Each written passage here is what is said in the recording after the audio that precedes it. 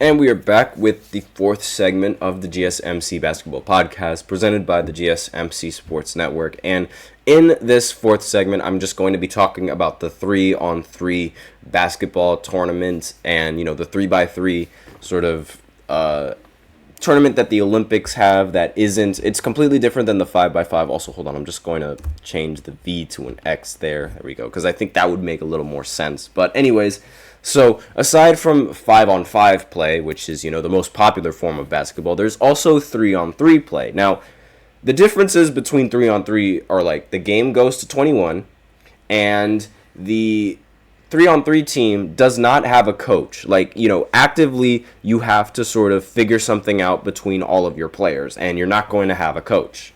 So that could be a little bit challenging for some people and a little bit different for a lot of people, but especially some of the players on the roster.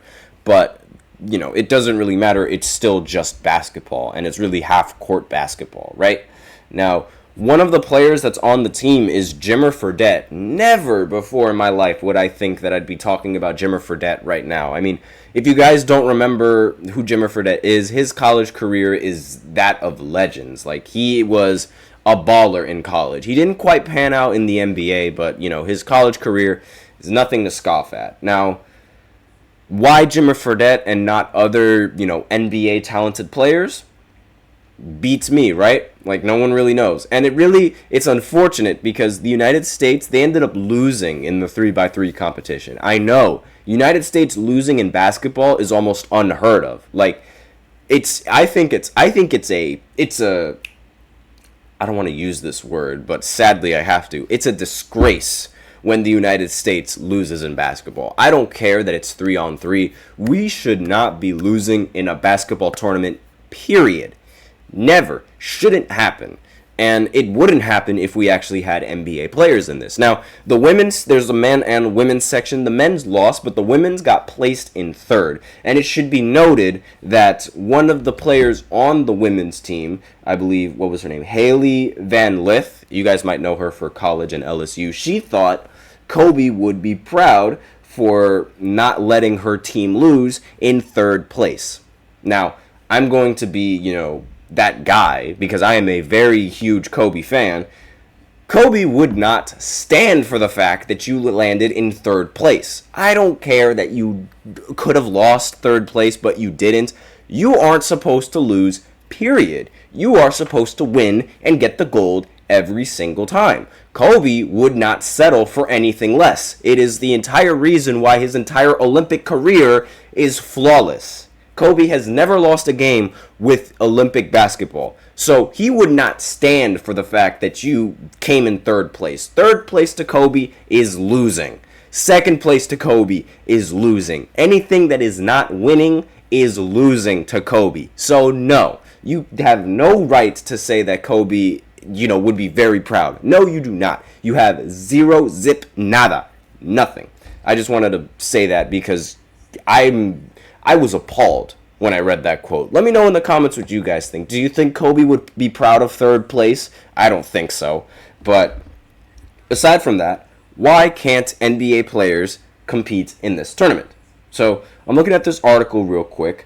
It really begs the question, how did the U.S. arrive at this particular group to represent it at Paris? The group that they arrived with was Jimmer Fredette, Kenyon Barry, Kareem Maddox, and Dylan Travis. They have zero experience in the NBA, those three players. And Jimmer Fredette, he did have experience in the NBA. But aside from that, it wasn't really good experience, right?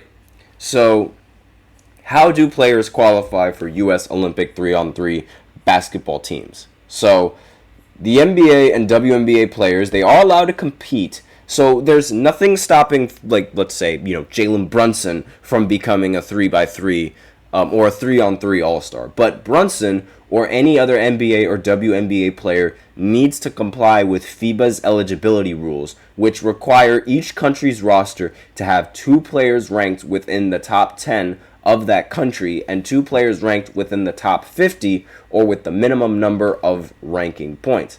In addition, FIBA says it expects Olympic rosters to be made of athletes playing regularly on the FIBA 3x3 World Tour at Challengers events and on the FIBA 3x3 Women's Series, since those bring with them the highest amount of ranking points, all of which creates a problem for any NBA or WNBA player who'd like to try out for the 3-on-3.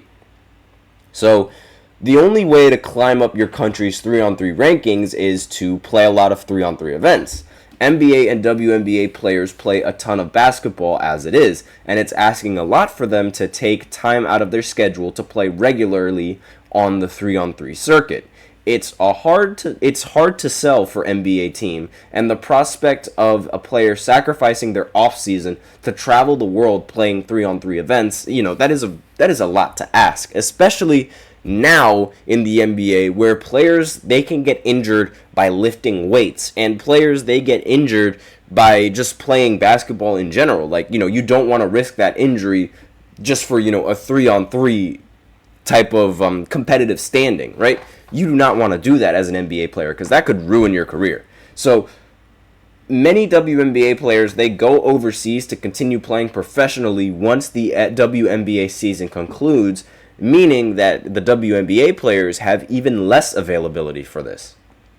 So it is possible to make it work. The United States women's team boasts current WNBA players Ryan Howard and Derica Hamby. So those players, they play in the WNBA, but they also play in these 3-on-3 competitions, and would have included Cameron Brink if the LA Sparks, if she didn't tear her ACL there. So Cameron Brink could have been in the 3-on-3, and I believe that would have generated a lot more attention than the other blonde that they got on the team. I really don't want to mention her name just after that Kobe quote. It irks me. But it requires jumping through some, logistical hoops, as the article likes to call it. And for many NBA stars, increasingly large contracts are at stake, which is why they really don't want to get injured. So this is probably why the United States will never send its biggest names to the 3-on-3 tournaments. And unfortunate as it is, it means that the United States probably won't win 3-on-3 tournaments anytime soon. Like, our skill is in 5-on-5, where that's real basketball is played. But again, it's I really imagine if someone like Kyrie Irving were to participate in this event. Oh my gosh, the amount of ankles he would break, the amount of park handle moves that we'll see from him, crazy behind the backs with one hand, between the legs with one hand. He would just cook everybody in a 3-on-3 tournament. Let me know in the comments, who do you guys think, what NBA players do you think would make the best 3-on-3 tournament team? Just 3-on-3 tournament. So, I would think someone like Kyrie Irving would be phenomenal. I also would think Kevin Durant would be fantastic for this kind of competition. And who else would be great? I don't know. Everyone would really be great in these kinds of competitions. Really? If I would have loved to see Carmelo Anthony play in a 3-on-3 basketball tournament. I would love to see that. I can only imagine how he would play. He would just have a field day. Everyone in the league would have a field day in a 3-on-3 tournament, to be honest. LeBron, when he's 50, would have a field day in this in this tournament. Now, obviously, maybe I am being a little bit dramatic, but we have no idea. LeBron doesn't seem to age, so I wouldn't be surprised if at 50 he decides to do this, which would be hilarious, right? And right now, just want to give an update on the score. France is still up, but they aren't up by that much. The game is a little bit closer now. France is up 58-49 against Canada with 1 minute and 19 seconds left to go in the third quarter.